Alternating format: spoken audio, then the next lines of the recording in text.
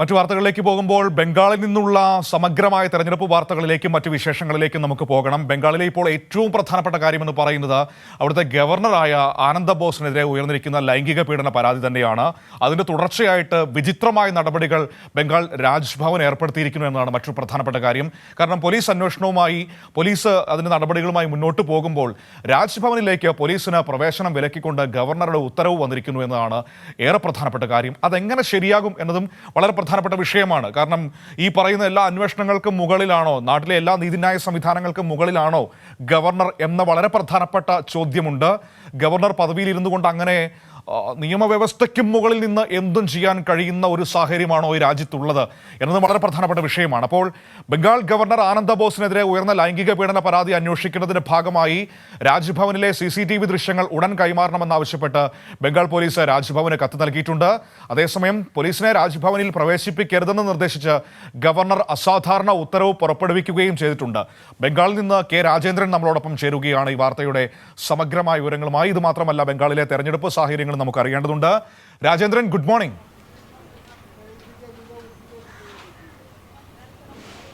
Good morning. ഇപ്പോൾ എവിടെ നിന്നാണ് സംസാരിക്കുന്നത്? മറ്റൊരു പ്രധാനപ്പെട്ട കാര്യം, ഈ പോലീസിനോട് രാജ്ഭവനിൽ പ്രവേശിക്കരുതെന്ന അസാധാരണ ഉത്തരവ് നൽകിയിരിക്കുകയാണല്ലോ ഗവർണർ. ഇതൊക്കെ ഒരു ജനാധിപത്യ സമൂഹത്തിൽ, നിയമവ്യവസ്ഥയുള്ള സമൂഹത്തിൽ ഈ അസാധാരണ ഉത്തരവൊക്കെ എങ്ങനെ നൽകാൻ കഴിയുന്നു രാജേന്ദ്രൻ? അത്ഭുതപ്പെടുത്തുന്നുണ്ട് നടപടികൾ.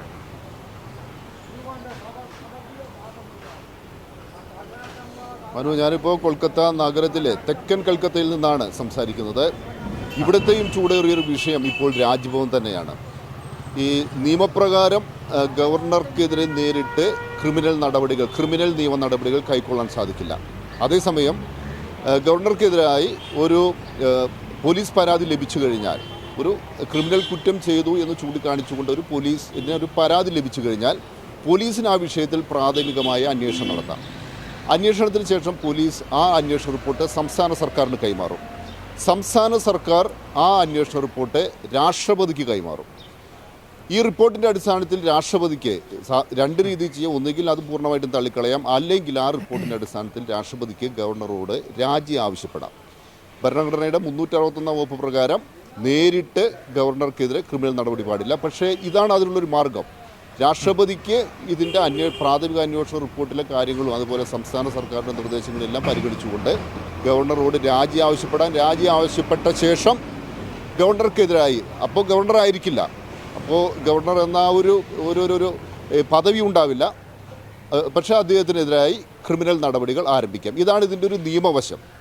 എന്നാൽ ഇവിടെ ഇപ്പോൾ നടന്നിരിക്കുന്നതെന്നാൽ, ഈ പരാതി ഇവിടുത്തെ ഹരേ സ്ട്രീറ്റ് പോലീസ് സ്റ്റേഷനിലാണ് യുവതി പരാതി നൽകിയിരിക്കുന്നത്. ആ പരാതി ലഭിച്ചതിന് പിന്നാലെ ബംഗാൾ പോലീസ് ഒരു പ്രത്യേക അന്വേഷണ സംഘത്തെ നിയോഗിച്ചു. ആ സംഘം രാജ്ഭവനൊരു കത്ത് നൽകി. രാജ്ഭവനിലെ ഈ ഒരു പീഡനം നടന്നതായി പരാതിയിൽ ചൂണ്ടിക്കാണിക്കപ്പെടുന്ന ആ സ്ഥലങ്ങളുമായി ബന്ധപ്പെട്ട എല്ലാ CCTV ദൃശ്യങ്ങളും അടിയന്തരമായി ബംഗാൾ പോലീസിന് കൈമാറണമെന്നാണ് ആ കത്തിലൂടെ ആവശ്യപ്പെട്ടിരിക്കുന്നത്. എന്നാൽ ഇത് മുൻകൂട്ടി കണ്ടുകൊണ്ട് ഗവർണർ ആനന്ദ ബോസ് ആവട്ടെ, അദ്ദേഹം ഒരു അസാധാരണമായി ഉത്തരവിരിക്കുക. ആ ഉത്തരവ് എന്തെന്നാൽ, ഒരു കാരണവശാലും തന്നെ ബംഗാൾ പോലീസ് രാജ്ഭവൻ പരിസരത്തൊന്നും തന്നെ പ്രവേശിക്കരുത്. അതായത് രാജ്ഭവൻ കോമ്പൗണ്ടിനകത്ത് പോലും ബംഗാൾ പോലീസ് പ്രവേശിക്കരുത്. ഇതൊക്കെ എനിക്ക് തോന്നുന്നു ഇന്ത്യയുടെ ചരിത്രത്തിൽ തന്നെ അത്യപൂർവമായിട്ടുള്ള നടപടികളാണ്. ഇതാണ് ഇതിൻ്റെ ഒരു നിയമപരമായും പിന്നെ ഈ സംഭവവുമായി ബന്ധപ്പെട്ട വിശദാംശങ്ങൾ. എന്നാൽ ഇതിനപ്പുറത്തേക്ക് ഇതിന് വലിയൊരു രാഷ്ട്രീയ പ്രാധാന്യമുണ്ട്. കാരണം ഇവിടെ 7-ാം തീയതി ചൊവ്വാഴ്ച വോട്ടെടുപ്പ് നടക്കുകയാണ്, 3ാം ഘട്ട വോട്ടെടുപ്പ് നടക്കുകയാണ്. ഇനിയുള്ള ഘട്ടങ്ങളെല്ലാം വളരെ നിർണായകമാണ്. ഇനി 38 മണ്ഡലങ്ങളിൽ പോളിംഗ് നടക്കാൻ പോവുകയാണ്. ഈ ഘട്ടത്തിൽ ഈ ആനന്ദ് ബോസിനെ സംരക്ഷിക്കുന്ന, ആനന്ദ് ബോസിന് എല്ലാ പിന്തുണയും നൽകുന്ന പ്രധാനമന്ത്രി നരേന്ദ്രമോദിയും അവരുടെ ഇത്തരം നടപടികളുമെല്ലാം തന്നെ വലിയൊരു തെരഞ്ഞെടുപ്പ് പ്രചാരണ വിഷയമായിരിക്കുകയാണ്. സ്ത്രീ സുരക്ഷ, അതാണ് നരേന്ദ്രമോദി ഏറ്റവും പ്രധാനപ്പെട്ട ഒരു പ്രചാരണ വിഷയമായി ഉയർത്തി കാണിക്കുന്നത്. സ്വാഭാവികമായും ബംഗാളിൽ എത്തുമ്പോൾ ഈ ആനന്ദ് ബോസിനെതിരായി ഉയർന്ന ആരോപണങ്ങൾക്കെല്ലാം തന്നെ നരേന്ദ്രമോദി ഉൾപ്പെടെയുള്ള BJP നേതാക്കളെല്ലാം മറുപടി പറയേണ്ടി വരും. പ്രതിപക്ഷ പാർട്ടികൾ തൃണമൂൽ കോൺഗ്രസും CPM-ഉം കോൺഗ്രസും എല്ലാം തന്നെ ഈ വിഷയം ശക്തമായ രീതിയിൽ പ്രചാരണ രംഗത്ത് ഉന്നയിക്കുന്നുണ്ട്.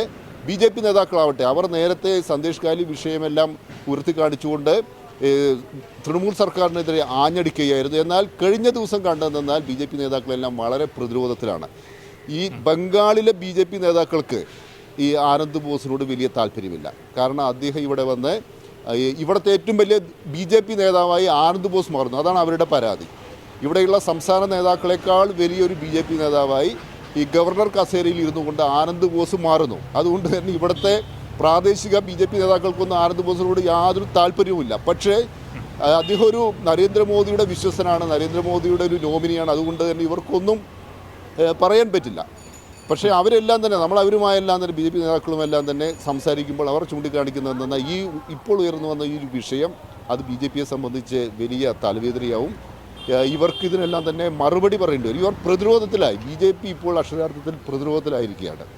അപ്പോൾ ഈ ഒരു വിഷയം പ്രധാന പ്രചാരണ വിഷയമായി തെരഞ്ഞെടുപ്പിൽ ഉയർന്നു വന്നു.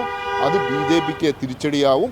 അത് ആർക്കാണ് നേട്ടമാവുക എന്നെല്ലാം തന്നെ നമ്മൾ കാത്തിരുന്ന് കാണുക തന്നെ വേണം. ഓക്കെ, അപ്പോൾ നമ്മൾ അതൊരു വളരെ പ്രധാനപ്പെട്ട വിഷയമായി തെരഞ്ഞെടുപ്പിൽ നിറഞ്ഞു നിൽക്കുന്നു എന്ന കാര്യം ഉറപ്പാണ്. ബി ജെ പിക്ക് അത് സ്വാഭാവികമായും തിരിച്ചടിയാവുകയും ചെയ്യും. ഇപ്പോൾ ആനന്ദ് ബോസ് ഉണ്ട്, രാജേന്ദ്രൻ പറഞ്ഞ പോലെ ആനന്ദ് ബോസ് ഒരു വശത്ത്, മറുവശത്ത് കർണാടകത്തിലേക്ക് വരികയാണെങ്കിൽ പ്രജ്വൽ രേവണ്ണയുടെ വിഷയം നിൽക്കുന്നു. വലിയ തോതിൽ നാരീശക്തി എന്ന് പ്രസംഗിച്ച് നടക്കുമ്പോൾ ഈ കാര്യങ്ങളിലൊക്കെ എന്ത് നടപടിയെടുത്തുന്ന ചോദ്യം പ്രധാനമന്ത്രി ബി ജെ പി നേതൃത്വം നേരിടുന്നുണ്ട്. ഇപ്പോൾ മൂന്നാം ഘട്ടത്തിൽ ബംഗാളിലെ ചില പ്രധാനപ്പെട്ട മണ്ഡലങ്ങളൊക്കെ പോളിംഗ് ബൂത്തിലേക്ക് പോവുകയാണല്ലോ. ആ ഒരു സാഹചര്യത്തിൽ ഇന്നിപ്പോൾ പരസ്യ പ്രചാരണം അവസാനിക്കുന്ന ഘട്ടത്തിൽ ഒരു ബംഗാളിലെ ഒരു തെരഞ്ഞെടുപ്പിന്റെ ഒരു ചൂട് ഏത് രീതിയിൽ പറയാൻ പറ്റും?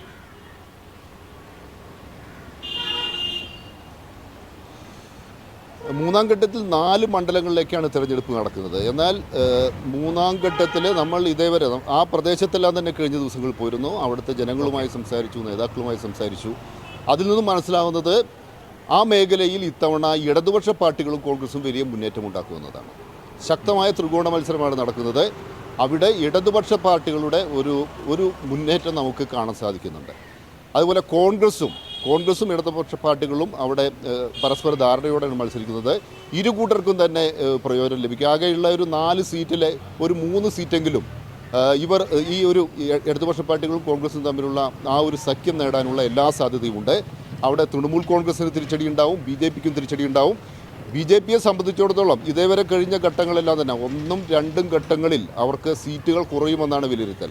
അതുകൊണ്ടാണ് നരേന്ദ്രമോദി തന്നെ ഇവിടെ എത്തി ഈ ഒരു വിഷയം, ഈ സന്ദേശ് ഖാലി എന്ന വിഷയം അദ്ദേഹം ആളിക്കത്തിക്കുന്നത്. സന്ദേശ് ഖാലി വിഷയം ഒരു സ്ത്രീ സുരക്ഷ എന്ന പേരിലാണ് അവതരിപ്പിക്കുന്നതെങ്കിൽ കൂടി അതിൻ്റെ പിറകിൽ അടിസ്ഥാന ലക്ഷ്യം ഒരു മുസ്ലിം വിരുദ്ധ വികാരം ആളിക്കത്തിച്ച് ഭൂരിപക്ഷം വരുന്ന ഹിന്ദു വോട്ടർമാർക്കിടയിൽ ഒരു സ്വാധീനമുണ്ടാക്കുക എന്നത് തന്നെയാണ്. അപ്പോൾ ഇനിയുള്ള ഘട്ടങ്ങളിൽ യാതൊരു സംശയം വേണ്ട, നരേന്ദ്രമോദി, അമിത്ഷാ തുടങ്ങിയ നേതാക്കളെല്ലാം ഇവിടെ വന്ന് ബി ജെ പിക്ക് വേണ്ടി ഊർജിതമായ പ്രചാരണം നടത്തും. കാരണം ബംഗാൾ ബി ജെ പിക്ക് വളരെ നിർണായകമാണ്. 42 ലോക്സഭാ സീറ്റുകളുള്ള സംസ്ഥാനമാണ്. ഉത്തർപ്രദേശും മഹാരാഷ്ട്രയും കഴിഞ്ഞാൽ ഇന്ത്യയിലെ ഏറ്റവും കൂടുതൽ ലോക്സഭാ സീറ്റുകളുള്ള സംസ്ഥാനമാണ്. കഴിഞ്ഞ തവണ 18 സീറ്റുകൾ ബി ജെ പിക്ക് ലഭിച്ചു. അത് കൂട്ടാതെ ആ സീറ്റുകൾ ഗണ്യമായി വർദ്ധിപ്പിക്കാതെ ബി ജെ പിക്ക് ഒരു കാരണവശാലും ദേശീയ തലത്തിൽ ഒരു കേവല ഭൂരിപക്ഷത്തിൻ്റെ അടുത്തെത്താൻ സാധിക്കില്ല. അതുകൊണ്ടാണ് ബി ജെ പിയുടെ അവരുടെ എല്ലാ നേതാക്കളെയും രംഗത്തിറക്കി നന്നായി പണമൊഴുക്കി ഈ RSS കേഡർമാരെ എല്ലാമാണ് ഇവർ ഈ ബൂത്തുകളിലെല്ലാം തന്നെ നിയോഗിച്ചിരിക്കുന്നത്. ആ രീതിയിൽ പരമാവധി ചെയ്യുന്നുണ്ട്. പക്ഷേ അത് ഒട്ടും എളുപ്പമല്ല. ശക്തമായ ത്രികോണ മത്സരം. തൃണമൂൽ കോൺഗ്രസ്, കഴിഞ്ഞ തവണ തൃണമൂൽ കോൺഗ്രസും ബി ജെ പിയും തമ്മിലാണ് മത്സരമെങ്കിൽ ഇത്തവണ അങ്ങനെയല്ല. ഇത്തവണ ഇടതുപക്ഷവും കോൺഗ്രസും ശക്തമായ രീതിയിൽ എല്ലാ മണ്ഡലങ്ങളും. ശരി, ഓക്കെ, താങ്ക് യു രാജേന്ദ്രനാണ് നമുക്ക് കൊൽക്കത്തയിൽ നിന്ന് ഈ തെരഞ്ഞെടുപ്പിന്റെ സമഗ്രമായ വിവരങ്ങളുടെ ഒരു കാര്യങ്ങൾ നമ്മളോട് പങ്കുവച്ച് സംസാരിച്ചത്. തെക്കൻ കൊൽക്കത്തയിൽ നിന്നാണ് രാജേന്ദ്രൻ നമ്മളോടൊപ്പം ചേർന്നത്. ഏതായാലും ബംഗാളിന്റെ വിവിധ ഭാഗങ്ങളിൽ നിന്ന് കഴിഞ്ഞ ദിവസങ്ങളിലൊക്കെ നമ്മളിങ്ങനെ തെരഞ്ഞെടുപ്പ് വാർത്തകൾ രാജേന്ദ്രനിലൂടെ കേട്ടും കണ്ടും അറിഞ്ഞുകൊണ്ടിരിക്കുകയാണ്. അവിടുത്തെ പ്രധാനപ്പെട്ട വിഷയമെന്ന് പറയുന്നത് ഇപ്പോൾ ഈ ബംഗാൾ ഗവർണറായ ബി ജെ പിയുടെ നേതാവായ ആനന്ദ് ബോസിനെതിരായ ലൈംഗിക ആരോപണം തന്നെയാണ്. അസാധാരണമായ നടപടികളാണ് അവിടെ രാജ്ഭവൻ സ്വീകരിച്ചുകൊണ്ടിരിക്കുന്നത്. ആ വിഷയത്തിൽ അന്വേഷണം പോലും വേണ്ട എന്ന നിലപാട്, അല്ലെങ്കിൽ അനുവദിക്കത്തില്ല എന്ന നിലപാടിലേക്ക് രാജ്ഭവനിൽ പോലീസിനെ വിലക്കുന്ന സാഹചര്യം വരെ ഉണ്ടായിരിക്കുന്നു. വിവരങ്ങളാണ് രാജേന്ദ്രൻ നൽകിയത്.